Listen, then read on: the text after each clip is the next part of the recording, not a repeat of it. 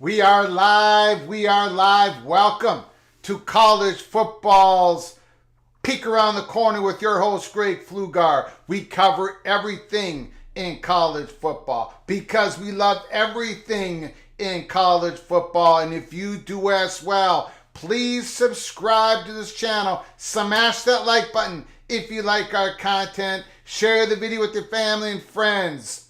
Share it with everybody that you know. Welcome in. Welcome into the corner that sits on the corner. I'm sorry. Welcome to the studio. It's been a while. That sits on the corner of Keith Jackson Parkway and Kurt Gowdy Avenue. Do not be afraid. Do not be afraid to be a PATC legend. In the comments and in the phone calls later in the show, week 4, it's a beautiful thing.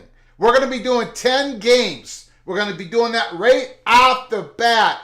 10 games, not 8, 10. Against the spread, you as the PATC community are going to be voting. And I'm going to be doing my own predictions. So far, I'm 11-9. You guys are, 7-13. We both went 5-3 2 weeks ago. We did not do predictions last week. Before we get into it, again, I want to thank you all for the flowers. Holy smokes. For your prayers, for your comments, for our family through this most difficult time for us, the Pflugar family, and a huge extended family. My father was the 10 of 11 children. 10 of 11 children. All 9 older of him, his siblings, have passed away. My dad was 93 years old. He has a younger sister, Ann Pflugar, married to Norm Huffman, and she is still with us. She was at the ceremony. I think she's 91 or 92. So we have an incredible amount of cousins, family, and the funeral was last Tuesday, and I did a song, I wrote a song, and I did it a cappella, just like I do it here on this show. I wrote a song called Hey Dad, I did it a cappella. I know it was videotaped, and if it comes out okay, I will show it in one of our live shows as another dedication to my father. But saying Hey Dad for my father, prelude to the Mass, Catholic Mass, and I don't even know how well, I don't even know if I stayed on key, but I do know that I was very loud. I was up in front of this microphone and it was strong. I was up in the, what do you call that? I was up on high, overlooking the people sitting in the pews in the Catholic Church. And let's just say I rattled the stained glass windows when I sang my song. So hopefully we'll get a tape of that and we'll show it here in the live show. But thank you all for all your wonderful words and comments. I got so many comments from you all, and I did not get back to a whole lot of you, and I want to apologize. I've been so busy. But now it's Friday, and we're doing exactly what my father would want. We're talking college football. In week 4 is a beautiful thing. A beautiful thing. This is why we love the sport. The Fighting Irish versus the Buckeyes. The Hawkeyes, Nittany Lions, Alabama. I told you about that slippage. I told you about Tommy Reese. I told you about the quarterback room. Holy smokes. Ole Miss and Alabama. We got a lot of games. We got 10 games to get through. Yeah, we're not going to talk about Northwestern in Minnesota. We're going to push that to the side. We have a lot better games to talk about this week. First of all, let me thank everybody that has come in, because I was talking to the little general and I was saying, I haven't been around. Who knows if anybody shows up? But even if nobody shows up, we're going to go ahead and do it. We're going to keep doing it, because this is very healing for me to do this live show, to do college football peek around the corner. Plus, as was illustrated by the Colorado sitting on the center of the stage in the Holy Smokes Theater. As was illustrated even before that, before we had a YouTube channel, the story that we broke with USC calling the Big Ten. There is stuff percolating. Now, we're not going to do a deep dive tonight. We're going to go into week 4. There's time yet. There's time. And I just want you all, this is not even, okay, it's a tease, but it's a tease with a whole lot of merit in back of it. So stick with us. There is stuff percolating in ACC country. And what's interesting is we got an article from the USA Today, which we're going to go over real quick, talking about Oklahoma and Texas and what ESPN has done for them in transition, right? They're not losing out on the money as we all thought they were going to lose out on the money. Even Brett Yormark says or believes, or his lawyers have told him, maybe the bylaws of the Big 12 is not as ironclad as many of the presidents of the Big 12 thought they were, so they struck a deal. I don't know. We're going to go over that real quick. And then when we're going over that article, put in the back of your mind, what does this foretell in ACC country in the next few years ahead? Pretty interesting. Things are going to get more and more interesting. Well before we thought they were going to here at Peek Around the Corner. We're still sticking with the first quarter in 2024. But I don't think things are going to be dead silent from September 22nd to January 1st. I think we're going to be, how do I say this?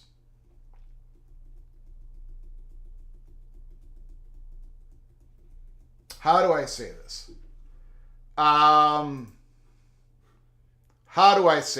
John, thank you for your super chat. I appreciate it. Bama's biggest issue isn't the quarterback room.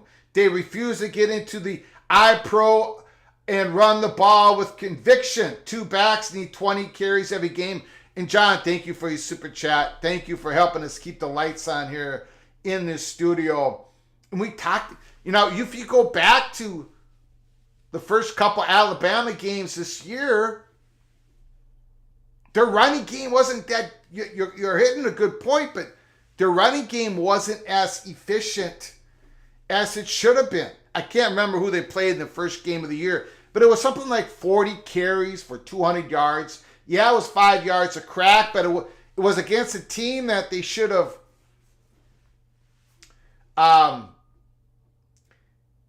they have more than one issue. But the quarterback room is an issue. And I would say Tommy Rees, as I've been saying all offseason, is a huge issue. Look, people in Tuscaloosa, some of them are already calling for his job. They want him to hit the bricks already, right? And he doesn't have the support like he did at South Bend. Turnovers didn't help Bama either. Correct, Mr. Evans. You are correct. But getting back to, thank you, John, for the super chat. Getting back to, Novak has had more than 15 carries in a game. That is true. Thank you, John, again for your super chat. You need to make first downs to get more carries, to get more passing attempts. We'll see what happens against Ole Miss. They're going to have to run the ball against Ole Miss. In Ole Miss, the Rebels running game has not been as good as it was last year. So that's a whole nother storyline in that game, and that's one of the games we're going to be making a prediction on here in a little bit. Again, thank you, John. Let me circle back to what I was saying here. While we expect no big major boom event in ACC country to happen before the first quarter of 2024, I gotta say this very carefully. Let me take a sip of my pop here.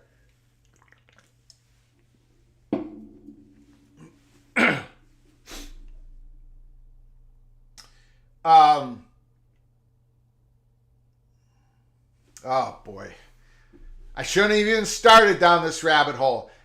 Just there.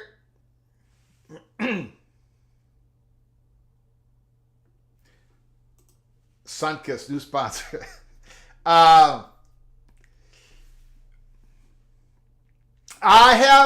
We here at Peek Around the Corner have reasons to believe that there are certain individuals who are sitting on some information. And I think there are people unable to deliver that information, but that will be giving tells, that will be giving hints. You know how you're playing poker with a buddy of yours, a few friend of yours, and there are some who you over the years you play with them and they have tells, right? They show themselves without showing the cards, just how they act around the table. I'll give you an example. We used to play cards with a fellow. I'll give his name. It's been years. Pat Mountain. Anytime he had good cards, he would rush the bet. It might not be he might not be the guy betting next, but he'll be the first one to say, okay, whose bet is it? Whose bet is it? when he did that, everybody around the table knew that he had great cards. In fact, a lot of people would just throw their cards down and say, I'm out, before the round of betting even started. I think we're going to be seeing a few tales from a few people in the college football world. One of them being more Paul Feinbaum. We've already seen it. I think we're going to see more of that. I think we're going to see some of them in other outside of ESPN. And I think there is a storm brewing. So I just want to put that out there. We're gonna, I don't like to get over the tips of my skis, but this is college football's peak around the corner. So we're trying to stay on the cutting front edge of the story. But I'm not going to give out BS either. And I can't give out stuff that dangers our ability to give you the information in a timely fashion. Just like the Colorado, the big hot bubble of action. I could not tell you it was a meeting in Chicago at the time. All I could tell you, it was a hot bubble of action between such April 28th and May 17th, when the meeting was in Chicago between Colorado and the Big 12 on May 7th. We're getting to that point where I'm probably going to have to give out, we're probably going to have to go back into the Holy Smokes Theater and it's going to be scene 3, and I'm going to have to give out information in that way, and we'll have some fun with it, and hopefully everybody can pick up on what we're able to lay down. But there's something there. And we're going to hit that USA Today story, and then that came out today, talking about Oklahoma and Texas, and we're going to reference ACC country as we're doing it. First of all, I want to thank everybody for coming on in once again to our show. Patrick, appreciate you coming on in. Mr. Baylor, I appreciate it. Baylor. Scott P, let's go. Matt Neeson is back in the house. Otto Raider, my dude, is in the house. K-Dude, thank you. Rock Chalk. Kansas, I think that might be one of the games we're making a prediction on tonight. Derek Marie, thank you so much. Lewis, Carlos, Diaz, let's go. John, thank you. I appreciate it. I appreciate those kind words. Bruce Harris, Boomer. Sorry about your dad.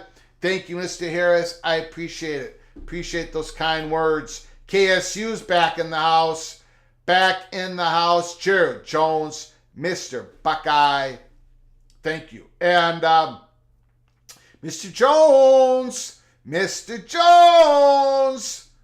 the Buckeyes versus the Fighting Irish. Kyle McCord, he seemed to turn on a switch, got a little bit more comfortable, but Notre Dame, I think they're ready in South Bend. We're going to be doing our predictions here in a little bit. That's one of the games, immaculate. Mr. Hot Guy, the Godfather's back. Thank you so much, Brian. I appreciate it. By the way, the Hot Guys versus the Nittany Lions. Ooh, big monster game. And of course, that's one of the games we're going to be doing a prediction on here soon. And of course, Matt says, go Cyclones. Cyclones need to get going. A lot of teams need to get going here. My Gophers need to get going. Jeez, what a lousy start. Some good things, but the passing game, once again, just dreadful. Woo! Okay, here we go. Cougar Tracks. Great day to be a Cougar. Great day to be a BYU Cougar as they play the Kansas Jayhawks. Holy smokes. Ted Evans is back. Thank you. I appreciate it, sir. Very much. Necromancer. Thank goodness I was lost in the football jungle without my guide, the UFO. Thank you. Thank you so very much. Kenneth Evans, the quintessential t-shirt fan and box score reader, is in the house. Thank you, Mr. Evans, for coming on in. Bill G, good afternoon. Stephen McNeely, thank you so much again for your flowers. Thank you so much. Hi, everyone. Hi to you, Mr. McNeely. Choir, loft? No, balcony. Balcony. I was up on a balcony. No choir. No choir, no accompaniment, no pianist, just me and the microphone. And it was almost without the microphone. I don't need a microphone, but they gave me a microphone and I rattled that old church up quite a bit. Hungry for content. Thank you, Mr. Taylor. Thank you, Nathan, Mr. Campbell, praying for your family. I appreciate all the prayers and they do work. They give us strength. Appreciate it. Greg, you deserve a Saturday wall-to-wall football. I haven't had one of those in a long time. Of all the comments that have hit me so far in this show, it's that one. We haven't been able to do wall-to-wall anything, but now we can. My father's in a better place. So, yes, wall-to-wall football. Tomorrow, tonight, Purdue Boilermakers. Wisconsin, the evil Badgers. Who do I want to win? Oh, let me guess. Of course, Purdue. I always have to go against the evil Badgers, even though I have great friends who are evil Badger fans. But it's got to be the Boilermakers tonight. Got to be the Boilermakers. Jay, go blue. Thank you so much. I appreciate it. Immaculate. Go Hawks. Jared Jones. Buckeyes. Daniel Montecastle. Mr. Hoosiers in the house. I need some Flugarian predictions. I'm going to give them here in another 2 minutes. I'm going to go through the games, and then you all are going to vote on the same games. Okay? That's how we're going to do it. I'm 11-9. I'm pretty much almost there to being Greg the Heater. I need one more positive week. Wow, the PATC community is 7-13. Lou, what's your thoughts on ESPN giving $2.5 million to Colorado to join the Big 12? Is that common? Well, I would have said no, but geez, according to that USA Today article, it looks like Oklahoma and Texas got a little bit of bonuses here, a little bit of bonuses there, a little bit of payoff here, a little bit of payoff there. So, Lou, I don't know if I have the right answer for you. The $2.5 million to Colorado, it pays to be first, right? It pays to be the first school getting off the dime to join the Big 12 from the Pac-12. And Colorado got compensated for it. They were the tip of the spear. So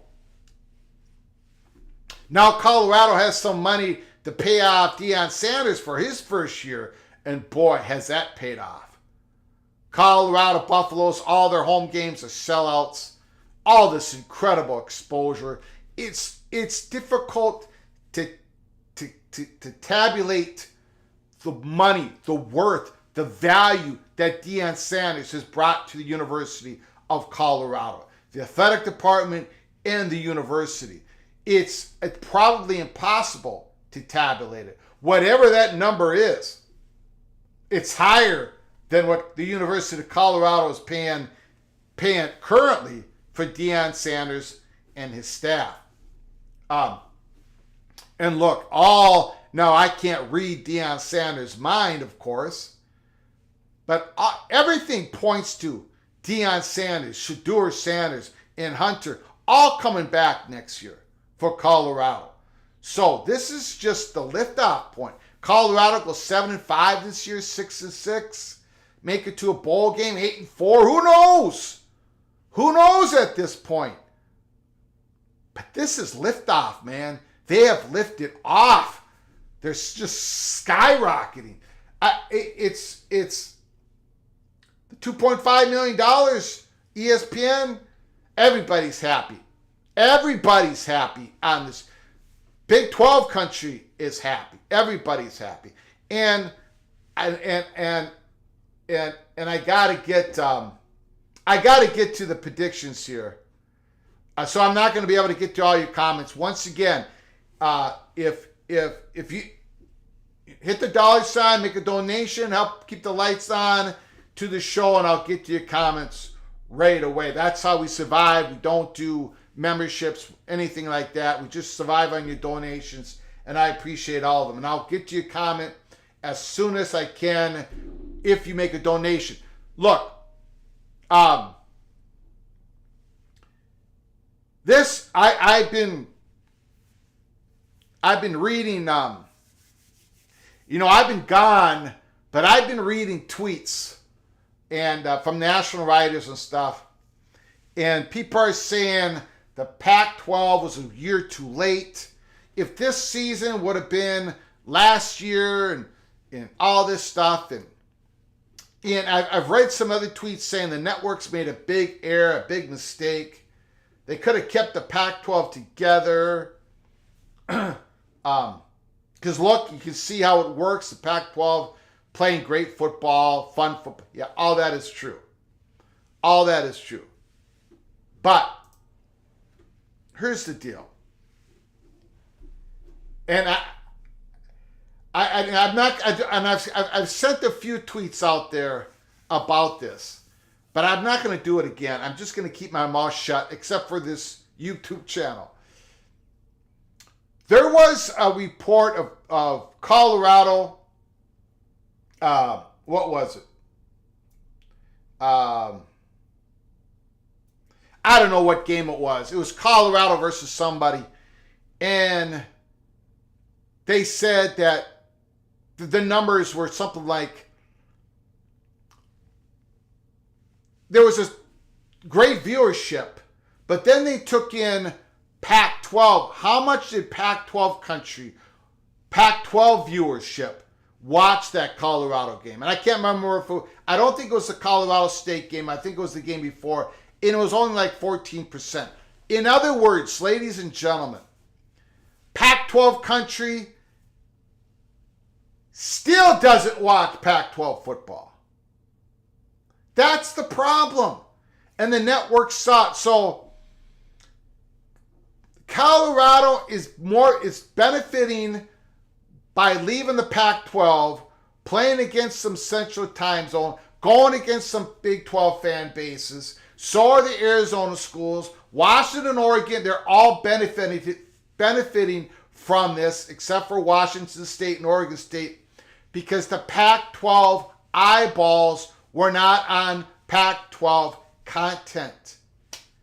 And how many times do you see that written in an article or talked about in a tweet from a college football reporter? It doesn't happen. It doesn't happen, but that's the truth. So these schools are more individually worth more playing in the Big 12. These Pac-12 schools are worth more playing in the Big 10. Shoot, California and Stanford are probably worth more to the networks playing in the ACC, for goodness sake. That's the problem with the Pac-12. Of course, the networks recognized it. And there's still reporters out there that don't recognize it. I don't know. But let's get to the predictions.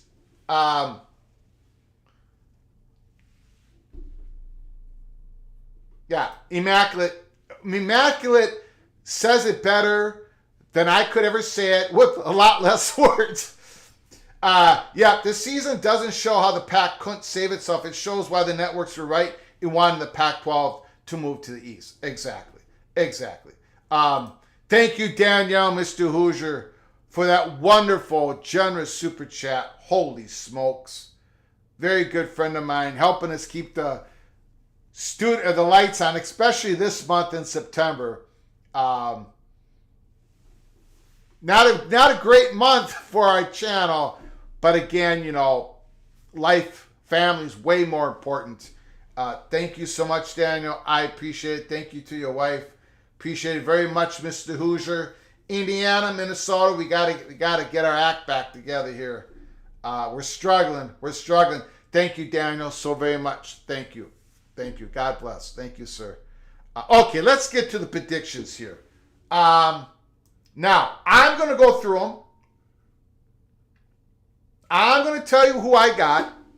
And then we're going to go to PATC community, and you're going to vote on it.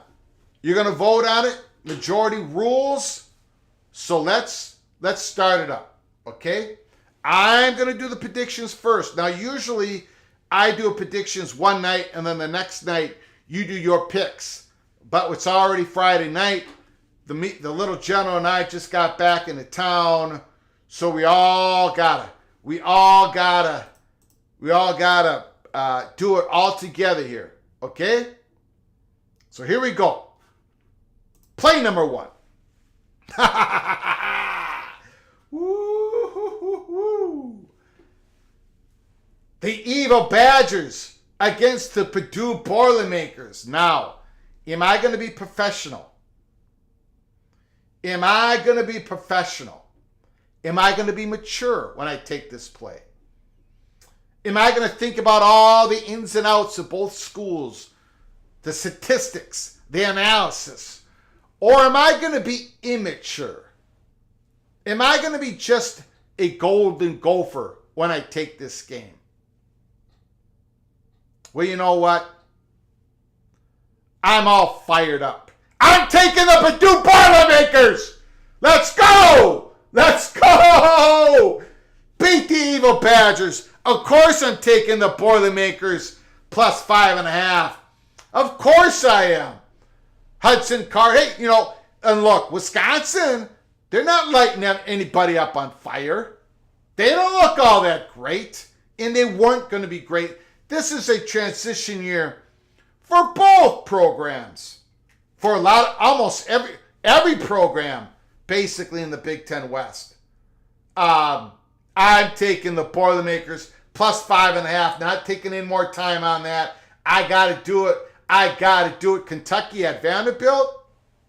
Kentucky, again, my number 1 sleeper team. Number 1, PATC. We did a chalk talk on it. Kentucky number 1. Nothing has changed my mind. Look at the numbers. Devin Leary, baby, take Kentucky. Give Vanderbilt all those 13.5 points. Kentucky will cover. Play number 3. Play number 3.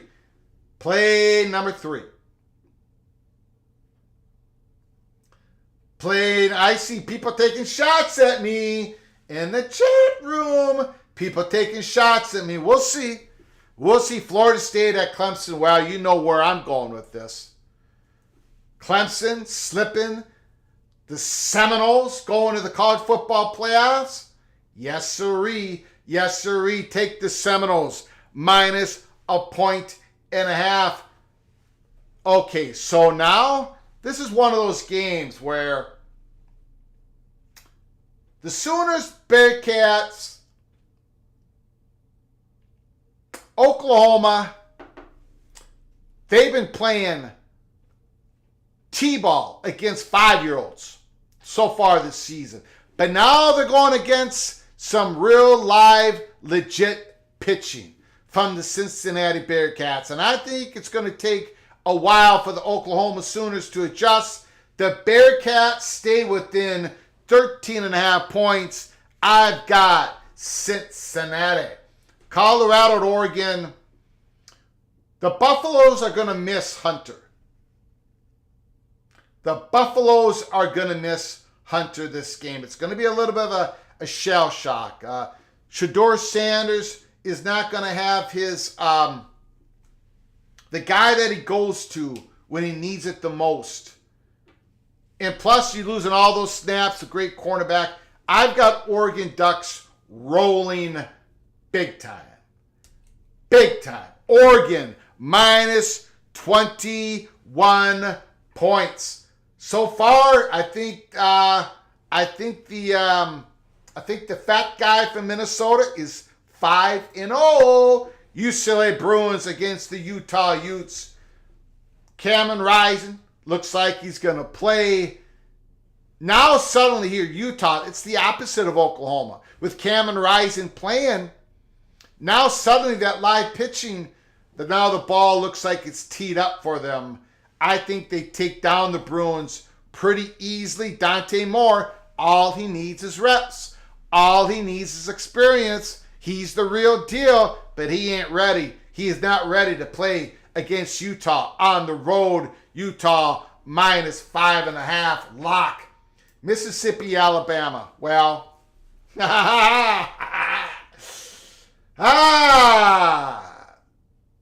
going against the spread, Stephen McNeely. Going against the spread.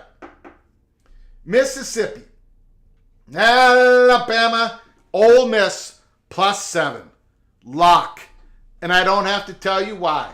That is an absolute lock. BYU at Kansas. BYU comes off an incredible victory. Big time victory in the heart of SEC country. They're going on the road against the Kansas Jayhawks. And this is a Big 12 conference game. Look, I think Kansas is going to win. But I don't think the Jayhawks are going to cover. The last time I went against the Kansas Jayhawks, they shut me up. They shut me up. I'm going against them again. I'm going against them again. BYU Cougars +9.5. And oh boy. We got 2 more games left. Penn State Nittany Lions against the Iowa Hawkeyes. Well, let's see here. The first game in week 4 predictions was Purdue in Wisconsin, and I went completely non-professional on that play. I let my emotions overtake me. I took the Purdue Boilermakers. My heart went way over my head. I cannot do the same thing in this game. But I will! I will do the same thing in this game. The Golden Gophers need Iowa to lose, and to lose big. Penn State Nittany Lions -14.5 points. And then finally, the Buckeyes versus the Fighting Irish of Notre Dame. I've gone back and forth in this game. Kyle McCord looks like he may become the next Sam Hartman. But Sam Hartman is already Sam Hartman. But Notre Dame's wide receiver, they haven't done it yet in a big-time game. They haven't done it yet against big-time competition. And the Buckeyes defense is no joke. And then you look at the Buckeyes running attack. They're about to go on fire, on fuego. They're about... How many running backs does the Buckeyes have? 4? 5? They have a little bit of issue at left tackle. If this game would have been 2 weeks ago, I think I would have taken the Irish +3, but I think the Buckeyes, I think they're on the come. In fact, I think this game here sends a message to Penn State, sends a message to Michigan, sends a message to me. Because I got Penn State winning the Big Ten. I think the Buckeyes take down the Irish. Now, I don't think it's going to be a blowout, but I think it's going to be a convincing win. And this Notre Dame team is good. That's why I'm saying this Notre Dame team is good.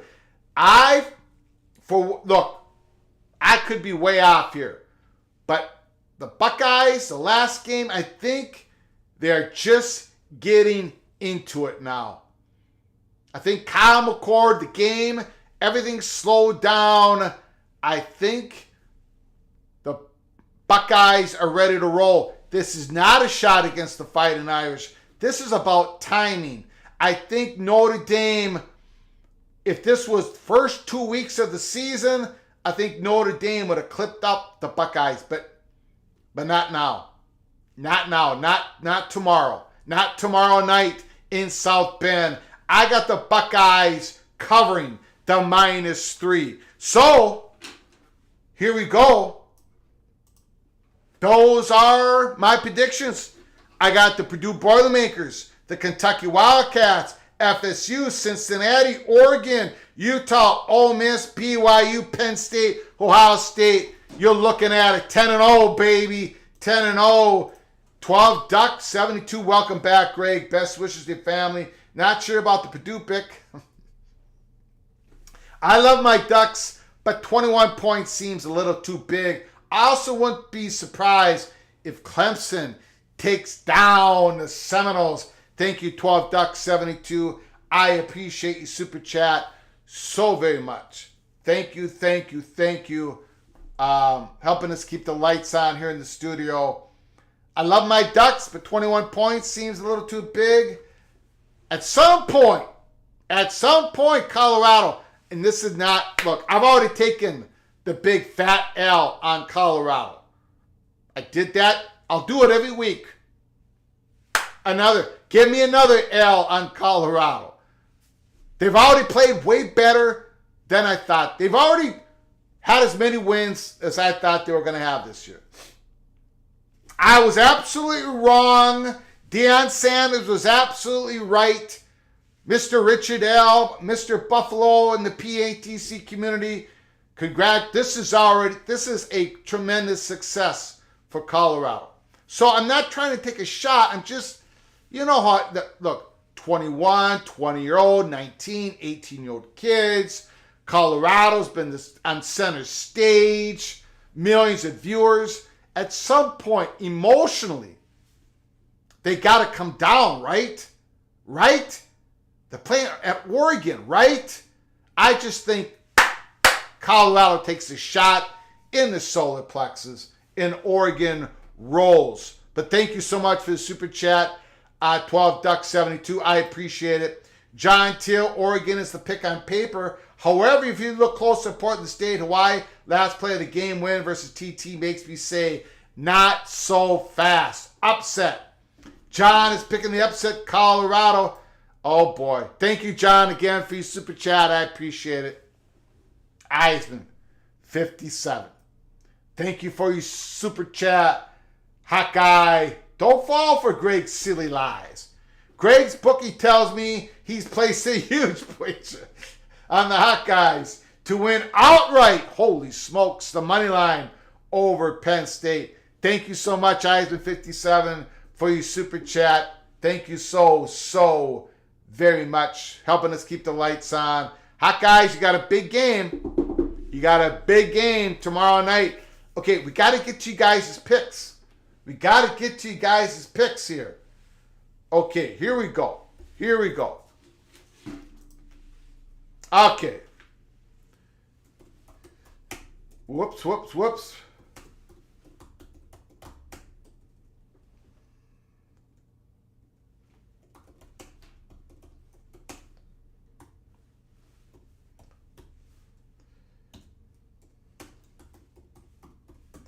First question, first poll. Does Wisconsin cover -5.5 spread? The poll is up. Does Wisconsin cover the -5.5 spread versus the Purdue Boilermakers?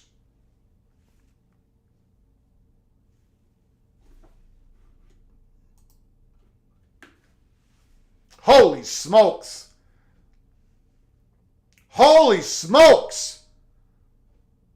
I tell you what, PATC community has absolutely lost it. I'm giving you all 15 more seconds. This is atrocious. 5, 4, 3, 2, 1. Bang. 68% says yes. What the heck is going on? What is wrong with you guys and gals in there? Well, we're going to find out shortly. The game starts, the kickoff starts in an hour and 20 minutes. Geez, I might have to do a live watch party for the game just to show you guys it ain't the Eagles Badgers time again this year. Nope. Okay, here we go. The next one. The next game.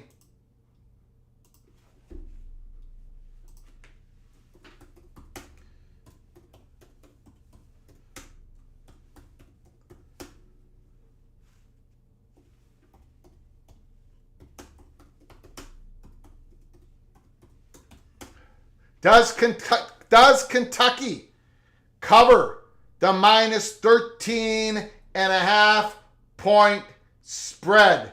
There's the question. There is the question. At Vanderbilt. Now they're on the road. They're on the road. Kentucky minus 13.5. Does Kentucky cover the spread?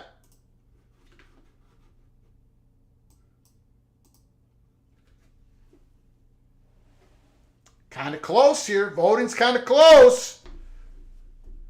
Giving you another 15 seconds. Wildcats versus the Commodores. It is SEC conference game. 13.5. A lot of points on the road. 5, 4, 3, 2, 1. 63%. 63% says Kentucky. So you agree with me on that. Here comes a big one. Here comes a big one. Does FSU cover?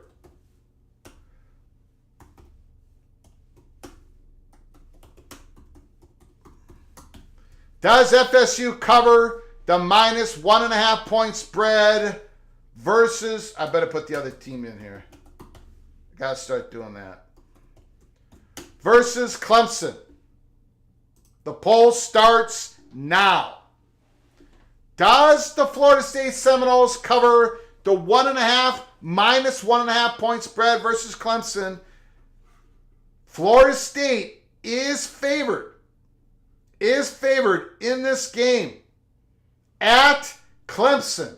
At Clemson.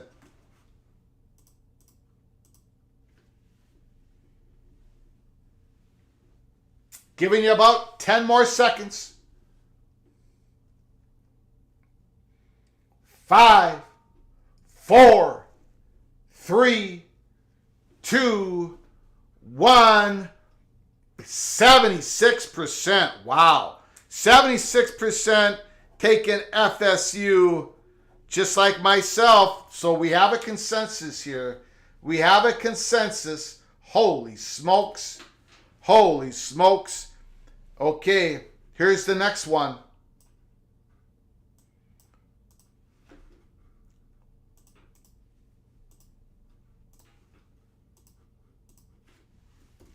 Does Oklahoma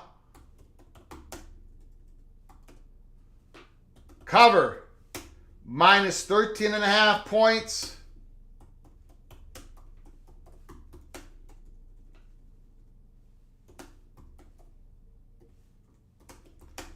versus Cincy?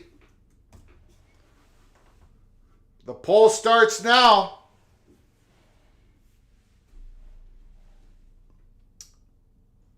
Oklahoma minus 13.5 points on the road. Cincinnati, somebody's has to go. Somebody has to go. This is a close vote. This is a very tight vote. This could go either way. 38 votes already come in. Holy smokes.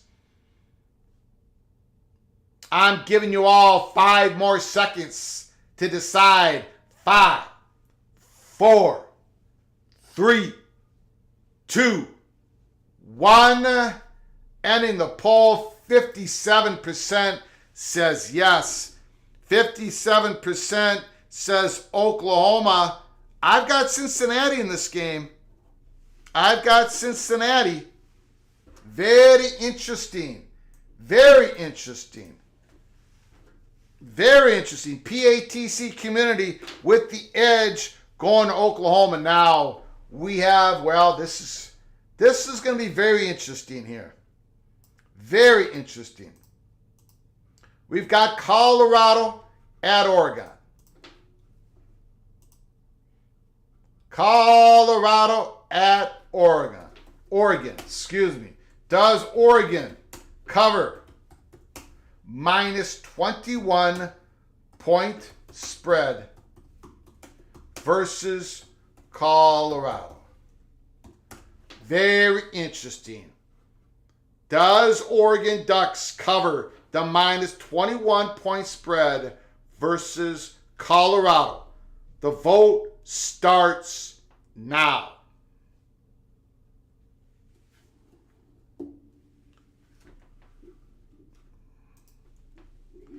And it is tight. It is tight.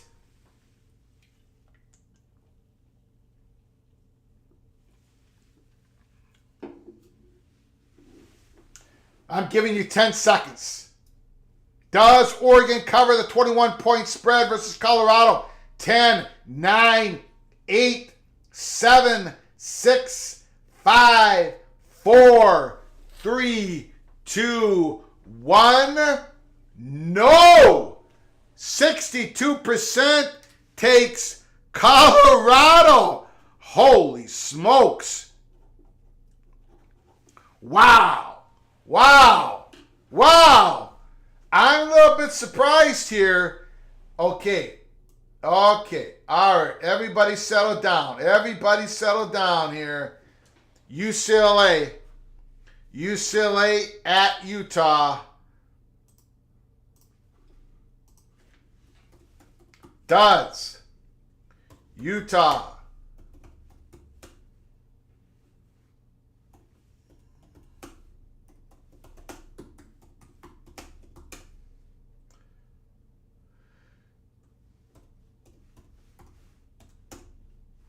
Utah cover the 5.5 minus 5.5 point spread versus the UCLA Bruins? The poll starts now. The poll starts now. Ooh. The early votes are heavy on the Utes. Did Vegas make an error? Is 5.5 too low of a spread? Cameron Rising coming back. A lot of faith on Mr. Rising. Utah, the two-time defending, reigning, undisputed Pac-12 champions, trying to make it 3 in a row. We'll give it 5 more seconds. 5, 4, 3, 2, 1. We're ending the poll. 74% takes Utah. 74% takes Utah. Holy smokes. Now,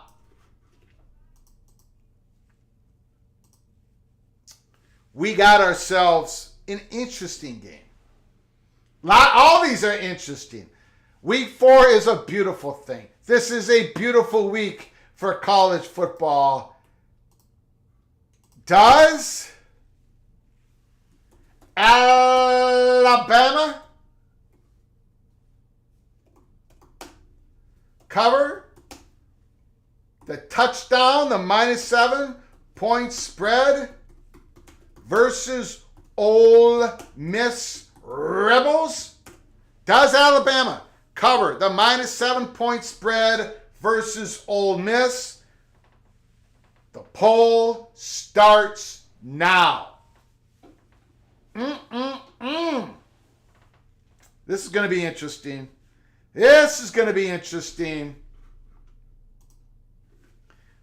The votes are tight. Votes are tight early on.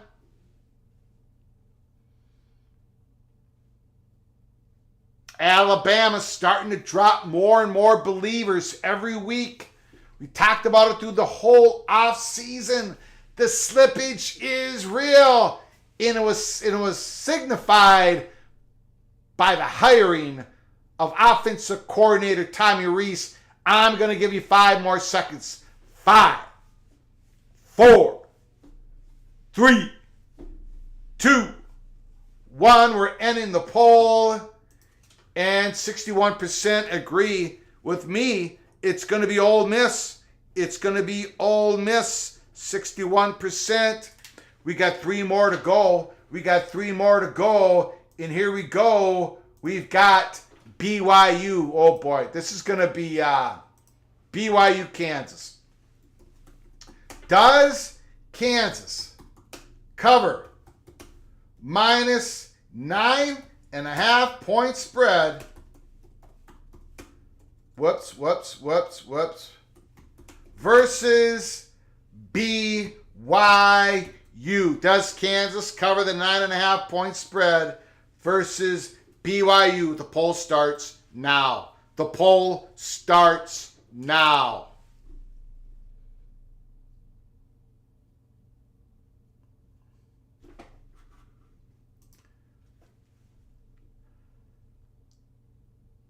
That's a lot of points.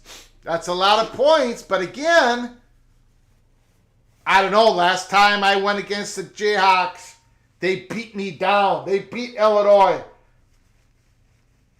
Give you 5 more seconds. 5, 4, 3, 2, 1. 62% says no. BYU, 62% on BYU to cover the spread. Iowa, Penn State.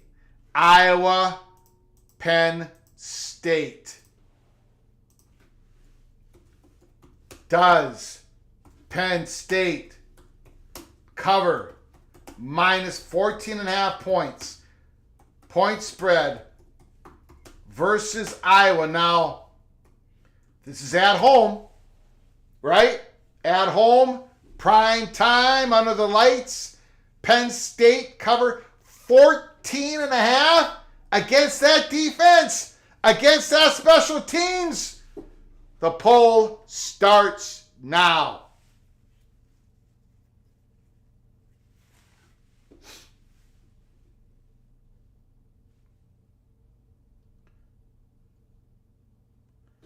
Poll starts now.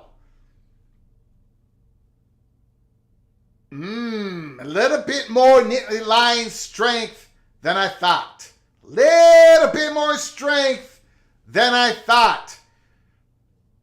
I'm giving you all 5 more seconds. 5, 4, 3, 2, 1. We're ending the poll. We are ending the poll. About 74% took Penn State in a rout. They believe 14.5 points is not going to be a problem. And then finally, the last game on the schedule. Then we're going to get to your phone calls, and you can talk about anything you want in college football. Anything you want in college football. Does Ohio State cover minus 3 point spread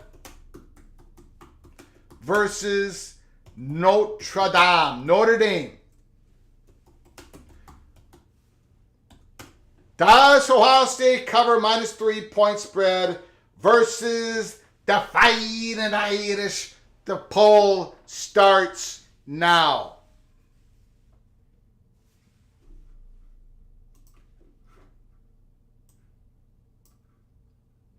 It's at South Bend.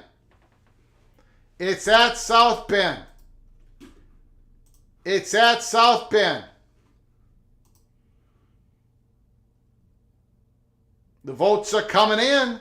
And again, I'm a little surprised by the strength of the vote for one particular team over the other. I'm giving you 5 more seconds. 5, 4, 3, 2, 1. 67% takes the Buckeyes. Okay, so we're done. Thank you so very much. I'm going to go over it real quick. I have Purdue. You all have Wisconsin at -5.5. I have Purdue at +5.5. We both have Kentucky covering the 13.5 point spread over Vanderbilt. We both have Florida State minus a point and a half covering over Clemson. At Clemson, we both, PATC community and myself, took the Florida State Seminoles. I have Cincinnati covering +13.5 points. You all took Oklahoma covering, laying the 13.5 points. I've got Oregon Ducks -21. PATC community has Colorado +21. We both have Utah -5.5. We both have Ole Miss +7. We both have BYU +9.5. We both have Penn State -14.5. We both have the Buckeyes -3. So there it is. That is your PATC predictions, community, and myself. And let's get to your phone calls, and we're going to continue talking about college football, anything you want to talk about. We still have to go through that USA Today article, but I haven't heard you guys' voice in a very long time. So give us a call, 763-260-1333. You can talk about Washington State and Oregon State, still trying to save the Pac-12. This regulation, I don't think it's going to happen. This idea with the Mountain West and the Pac-12 and all that, I cannot see that happening. I cannot see, for many reasons. One of the reasons, the networks agreeing to that type of scenario. Greg, are you doing a watch party tomorrow? Thank you, Stephen McNeely, for your super chat. I appreciate it. Usually I would have made this decision by now. If I am going to do a watch party, it's going to be multiple games tomorrow night, right? I mean, Penn State, Iowa, Buckeyes, Irish. That I may do that. I may do that. If I don't, I'm definitely going to be doing a rapid reaction after those games are over. So I'm either going to be doing a watch party or I'm going to be doing a late night live PATC reaction of those games, of all the games during the day. One of those two things. I haven't figured that out yet. We just got back into town. Still trying to figure out the schedule. But going forward, I'm going to know what we're doing here at Peek Around the Corner more than ever before, because we never knew what we could do. But now we have some space in that regards. We'll see what happens tomorrow night. Either way, I'm going to be on. It could be just a show to talk about everything that's going on in football. We keep track of the games that are going on. It can't be just one particular game. There's no way I can focus on Iowa and Penn State and not have Ohio State. There's so many great games this week. So it'd have to be the plethora of everything. Talk about everything going on. Call from Immaculate. Mr. Hawkeye is on the line. Thanks for calling, Brian. Hawkeyes, Nittany Lions. Holy smokes. What's going on, sir? Well, I just wanted to make sure and get in and be able to get in here and talk to you. I haven't talked to you, and I was looking, it's been 2 weeks. Yeah, it's been a long time. I appreciate Good to have you back, man. I'm so appreciative of you and everyone coming on in, because you're sitting there going, is anyone even going to show up? Because you know how it is. YouTube. Yeah, you got to keep it going. Yeah, if you're not on, you're forgotten. And I'm blown away by everybody in here tonight. So I'm actually, the wife, the little general, is going to be like saying, Greg, you were absolutely wrong, because I was saying maybe we'll get 20 people in and that's fine, and we'll We'll just start over. But anyways, Hawkeyes. Yeah, I just wanted to make sure to get on because we're going on early at 3:30. So I was like, sure, hopefully I'll have time to actually call in because I knew it was going to be a kind of a long show for you. I had so much to go over. Yes, yeah. So what are you thinking, sir? As far as Iowa? Anything you want to talk about? Well, but yeah, let's first hit the Iowa Nittany Lions game. We're doing picks tonight too, so I'll keep looking, but I'll give you the Iowa one. That's a headache. Is they giving me 14.5 points to work with here? Yes. If it had been 10 points, I don't know if I could go for my Hawkeyes. Yeah. 14.5, 2 touchdowns. That's a lot. I'm going with Iowa. Okay. All right. So they aren't going to win. I've had them losing ever since, but I do think that I don't think Penn State's offense is that good. Well, it hasn't been performed. Well, I should say, the running games. Drew Allen, he got a bad. He had a bad game, right? But the running game hasn't been what I was expecting. But I'm not ready to declare, that they're going to have a disappointing offensive season.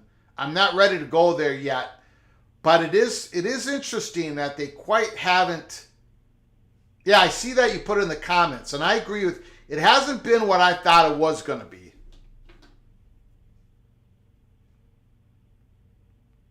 No, yeah. I don't know. I mean, it's a little worrisome because this is basically our first game of the conference schedule. So what we're going to end up being, I don't know.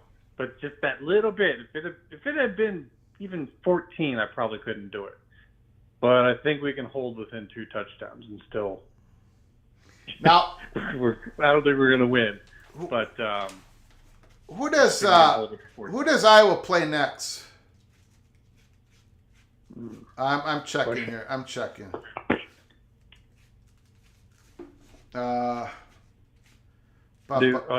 Michigan State at home. Ooh, okay. That's going to be a nice game to come back to. Yeah, okay. We're going to need that one. And now, what do you think about this, if you don't mind me asking, this USA Today article, which I haven't gone through yet? Yeah. I put a little tweet out about that. That was pretty interesting, wasn't it? Yeah. I've never seen anything like that. Now, as you were saying, is it similar to some things that may have happened in the past? Maybe. I'm not sure. You probably know more about that, but I've never seen anything that's just so blatant of a business deal payment like that. I mean, that's just kind of immaculate. Like your mark in ESPN. Yeah. I have it up on this. I'm going to put it up on the screen here. Okay. Okay. And I'm going to show you the interesting part of it. First of all, Coy, thank you for your super chat. I keep it up. Thank you so much. I appreciate it. Appreciate your generosity to the channel. You all are helping us keep the lights on. Coy, thank you so very much. I'm going to go, I'm going right at it here, the article up on the screen. And I highlighted the part that, talking about Oklahoma and Texas will be getting no money from the SEC's primary revenue sharing pool for 24 and 25, according to the school's entry agreements. However, they stand to collect millions through football and men's basketball specific distributions that already existed under the SEC bylaws. And here is the PATC money shot of the entire article. They, being Oklahoma and Texas, could receive additional money through other specially negotiated terms. Mm-hmm. And they will get what their agreements describe as transition payments being funded by ESPN.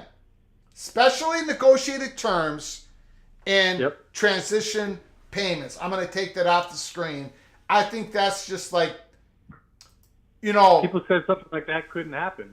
That ESPN wouldn't fund movement between two of their conferences that they have deals with, and yet here it is right here that they did. Now, the obvious difference when describing Oklahoma and Texas situation, moving a year early than what the grant of rights and what the bylaws, you would think that they would have taken a harsher penalty for moving a year early. The difference between that situation and the Florida State, North Carolina, Clemson, ACC situation is there's a lot more years left, right? Mm-hmm. And so if you transfer what ESPN just did for Oklahoma and Texas, which they're not really telling us specifically what they did, but they made, let's just say it, ESPN basically made Oklahoma and Texas whole, right? Or close to it. Would or how close does it have to be to the end of the ACC gore for, let's say, a Fox to make a North Carolina, a Florida State whole if they would go to the Big Ten, even though they wouldn't be getting your traditional media distribution money from ACC, ESPN? I do not have that. I mean, it's a great question, and it's one of those things that if they could find a way to do it and that's what they want to do, I think this shows that they could do it.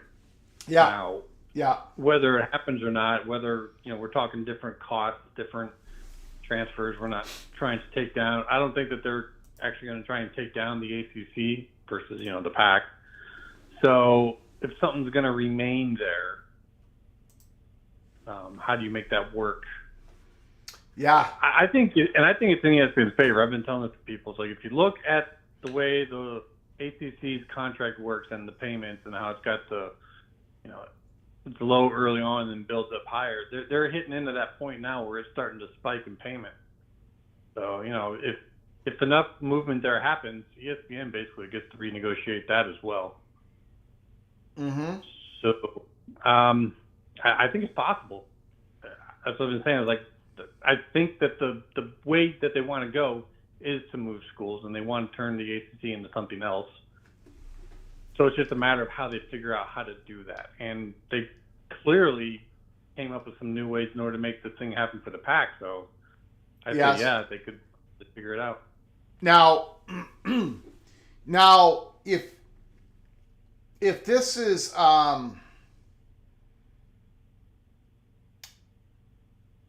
if this is like, I don't know what word to use. If this event or this ESPN paying transitional costs and other specially negotiated blah blah blah, if that's transferred from the Oklahoma Texas situation to the Florida State North Carolina situation, Clemson situation, you can kind of somehow gather that the idea that the SEC would eat first kind of holds true, right?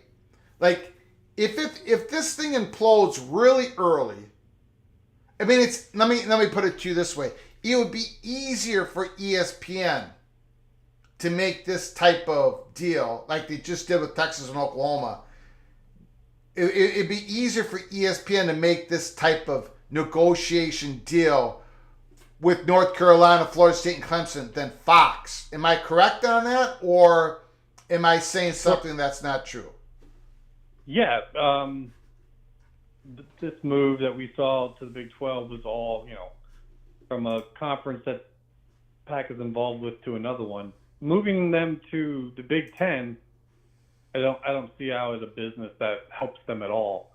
So if they actually are worried that any of these schools might possibly go to the Big 10, like we saw Feinbaum just come right out and state that the SEC is most interested in North Carolina. Yeah. So that's the one that comes to mind for me. First off is, would the Big 10 be interested in them? I think the ACC and ESPN would probably say yes. So I think that's definitely one that they would try to help move to the SEC, at least then they keep it as a property. Looking at FSU and Clemson, value-wise, yes. But the SEC has been pretty adamant about, expanding the footprint within the footprint they want. So I'm almost partisan to say that maybe UNC Virginia is what they would want, because they're all about showing off how each and every single edition of theirs has been a major academic boon to the conference. So if they were to add UNC and Virginia to go with Texas, they'd have 3 public Ivies. So that's where I'm at right now, is UNC and Virginia would probably be which would drive people crazy. Like, what the hell? I mean, they might let Florida State just go to the Big Ten. Well, and I always come back to, even if SEC would eat first because of what we just talked about, and let's say they did a North Carolina, Virginia, and let's say they even did they did all 4. Virginia, North Carolina, Florida State, and Clemson.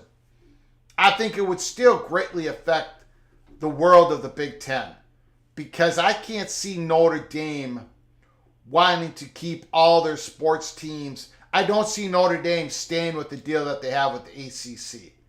And I think that would affect Notre Dame to go to the Big Ten. And then at some point, the Big Ten would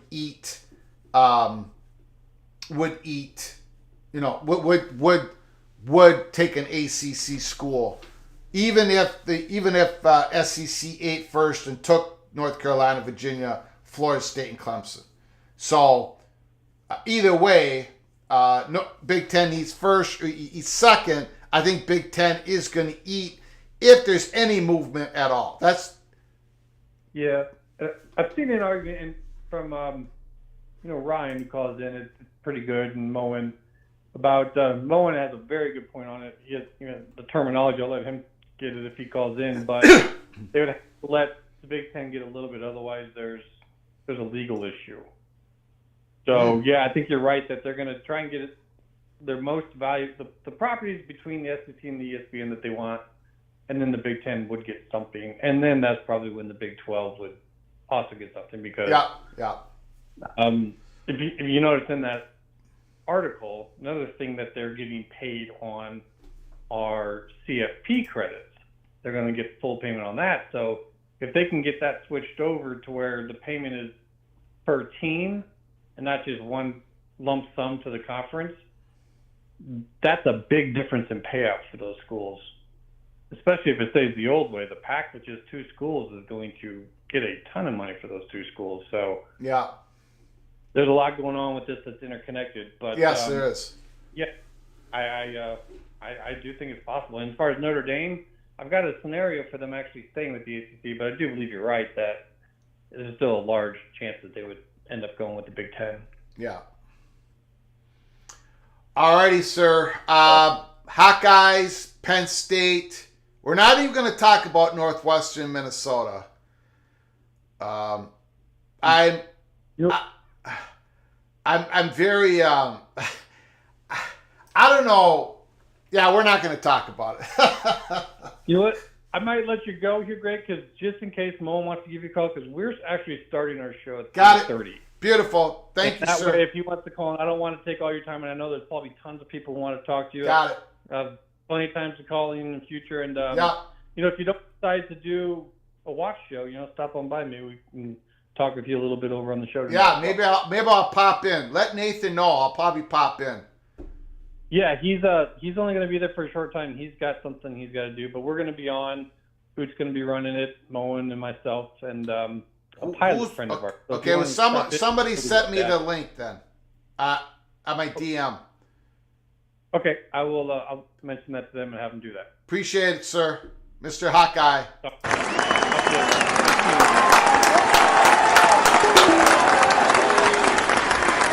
Good. We avoided the Northwestern Minnesota talk.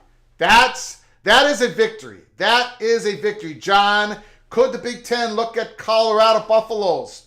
I'm sure. Look, the Big Ten has looked at Colorado for decades. Thus far, not interested. Could Colorado be a target years down the road? Possibly. I do not see them being 19 or 20. I think the Big Ten's going east next. Thank you for your super chat. Appreciate it.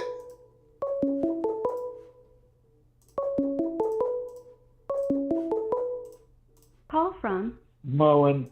Moen, the floor is yours, Mr. Buckeye. Buckeyes, Irish. I know you're going to do a show here real quick, so say what you got to say. Let's do it. What's going on? The Ohio State defense is going to rule the day. I think that this is going to be like the Penn State game last year. I think JTT is going to show out. For some reason, he's not consistent, but when he's inconsistent, he is explosive. Yeah. So I think that he's going to show out tomorrow. Sam Hartman's going to have him in his face a lot, same with Jack Sawyer. So I don't expect Notre Dame to be putting up more than 21. Ooh, okay. Jack Sawyer, I want to see something out of him. And Carnell Tate is another name you want to watch.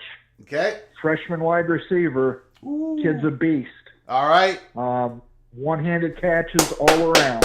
So definitely going to happen. I want to say welcome back to the YouTube community, Greg. Yeah. We loved you and we missed you. Appreciate it. I'm all great fired to have up. You back on the air. Buckeye. And please stop picking Ohio State. Sorry, man. I had to do it. I did go back and forth, but, I just think the timing's wrong for Notre Dame. Moen, before I let you go, I do think Notre Dame's legit this year. I really do. I just think they're going to get clipped a little bit here tomorrow. Sorry, I had to pick the Buckeyes. And, well, the other thing I wanted to mention, Greg, what Immaculate was talking about is it's called market allocation scheme. Got it. It's an antitrust thing. ESPN can't negotiate against itself. You can't divide a market up like that. It has to come to the open market. Got it. Okay. All right, well, we'll see you, Greg. All right. Have fun now. Thank you. Appreciate it. I might join you later tonight. Send me a DM. All right. All right. Thank you, sir. Do. Yep, bye-bye.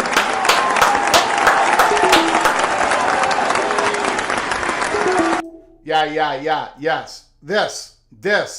Don Scruggs. Absolutely. Alabama needed Sam Hartman. Sam Hartman was the best transfer quarterback in the market, period. And there was good ones.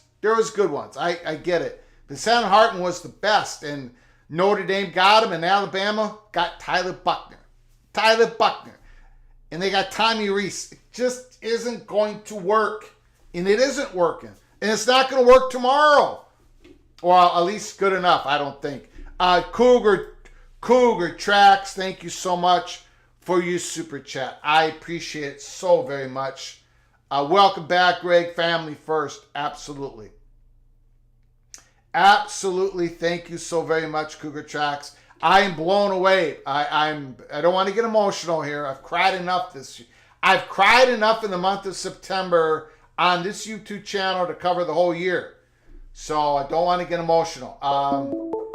Thank you for your super chat. I appreciate it. Call from JD. JD, what is going on, sir? What's happening, Mr. Seminole? How are you, sir? How are you doing? Good. A point and a half. You can cover that. Good to see you back on the air. I kind of was a little late to the show. I don't know about your picks early on, but so I don't know who you picked. If you did pick, I took Florida State minus a point and a half in the PATC community, but 76% of the votes took Florida State minus a point and a half. So the PATC community is still heavily on the Seminoles, even though they stumbled against Boston College. Yeah, the whole Boston College game. Well, I'm really interested for tomorrow. I think we're going to win, and I think there's a chance we win handily. But is there that little lingering doubt we could stub our toe again? Yes. Now, you always hear rumors of teams. It's been pretty well acknowledged that the majority of the team had a bad case of the flu. I mean, they played with the flu. Yeah. They'd been getting IVs for days. We're talking supposedly up to 60-70% of the team was just sick as a dog. We'll see. You can't use that as a crutch because you don't know. If they come out tomorrow and play fantastic, then I can buy into the whole flu thing. Yeah. But that was just some things that were going through the whole rumor mill, and then some of the media acknowledged that, yeah, a lot of guys were sick, for a good portion of the week last week. So we'll see. And I know a guy that's been to all 3 games. He went up to the Boston College game. He said the team just looked lethargic. He said they looked slow, looked like they were in slow motion. They looked miserable. And so we'll see. Yeah. If we lose tomorrow, then there's a bigger issue. Yeah. And it wasn't just so we were sick. But we'll see. A lot of teams deal with that every year. Absolutely. At different points, and you just have to plug on through. So you can't use that as an excuse. If Florida State's going to get to where we think they're going to get to, that was going to happen at some point during the year. Exactly. And they survived. So now let's see what they really are come tomorrow, and I think they're going to show Clemson who they are. We'll see what happens. Well, tomorrow is a referendum game. There is no sugarcoating because they've had our number while we were rebuilding and just, reestablishing the program over a period of years, And we have to win the game. I mean, we could lose later in the year. Yes. And probably still sneak into the playoff. I agree with you. But tomorrow is a psychological barrier that if we lose tomorrow, we might lose 2 more games this year. Yes, sir. Yes, sir. I absolutely agree with you. You have to win these type of games. You have to. And it just – so I'm not going to sugarcoat it. I'm not going to make excuses. It just is what it is. You have to get over the hump. You have to. And anyway, I'm belabor that. But yes, sir, I think tomorrow is just such an important day because so many of these teams, we really don't know who's who yet. We have an idea of a couple of teams, but throughout college football, we think we know, but we don't know. Tomorrow starts to establish the baseline. Yes, okay? Sir. Yes, sir. And going into the season, a lot of people like on the FSU side were like, we could be really good, but I don't know if we're national championship caliber. Well, I think we are because nobody's really that good. There's some good teams, but there's not a 2013 FSU or a 2019 LSU team out there this year. So it's wide open. And as many have said, and I think you even alluded to it, there's 10 teams that could win the title this year. Yeah. I mean, yeah.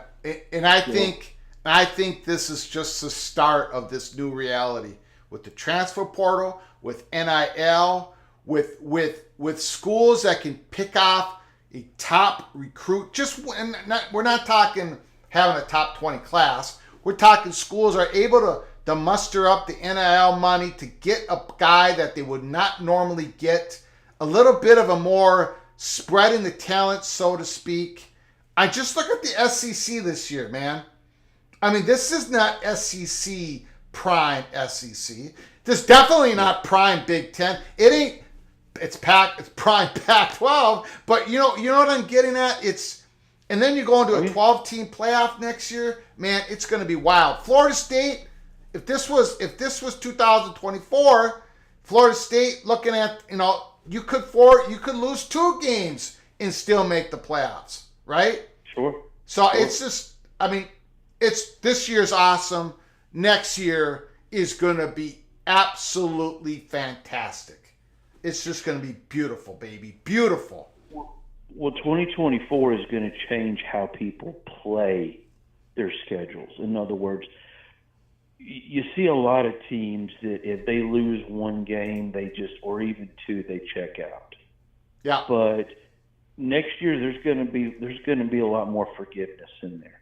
Yes, sir. And they're going to play more of an NFL style. Right now, every week is crucial. Starting next year, you could see some teams that are like, okay, my star quarterback's hurt. We might lose this weekend, but we haven't lost any. We're just going to hold them out. It is what it is. and we're not going to take a chance. And it allows for some things, but it also allows for more drama. Next year. Yeah. And there's people that said, "Nah, I want to go back to the old BCS system, where it's just one or two teams." No, I want 16, 18, 20 teams vying for those 12 spots. Yeah. It just has so much more drama to it, like you talked about. So many more storylines open up, right? So many different storylines open up. Teams are going to be and especially, you have 3 tiers of incentive. You have the incentive to finish in the top 4. So let's pretend this is 2024. Florida State, it looks like they're going to finish in the top 12. They're stacked, they're loaded. They already have a huge win against LSU. LSU has gone on to win games that only help Florida State, but you have 3 tiers of incentive. You have finishing in the top 4. That means you finish as one of the 4 top-ranked conference champions, which means you get a bye in the first week. Or you have that second tier incentive. You finish 5 through 8. Now that means you get a home game, and if you choose, it'll be at your campus stadium, but as a home team, you get to choose where that game is played. That's another level of incentive. And then you got 9 and 12, which you just said, John, that you're going to have teams ranked 23rd going into that last week, possibly getting into the playoffs if everything falls right. I think it's just going to be beautiful. I think it's going to democratize the game, and it isn't going to hurt the regular season. I don't think it's going to hurt the regular season at all. I think it's just going to create more drama, like you just said, more storylines. It's going to be absolutely fantastic. I agree completely. Absolutely, sir. And,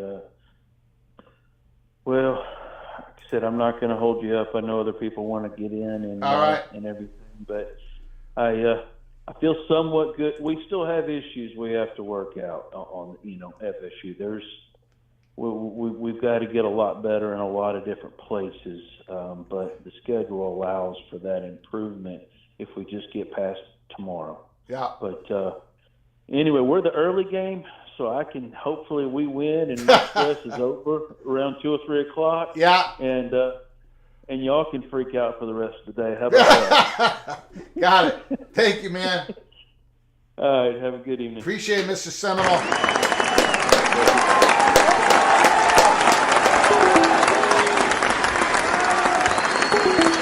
Don Scruggs, he agrees. Ditto. More teams, more better, more storylines, more everything. I'm all fired up. Okay, so we're going to go off the air right now. First live show back. I'm going to be on tomorrow night. Don't know exactly when. Now, again, if you're new to the channel, please subscribe. Before you leave, please subscribe to the channel.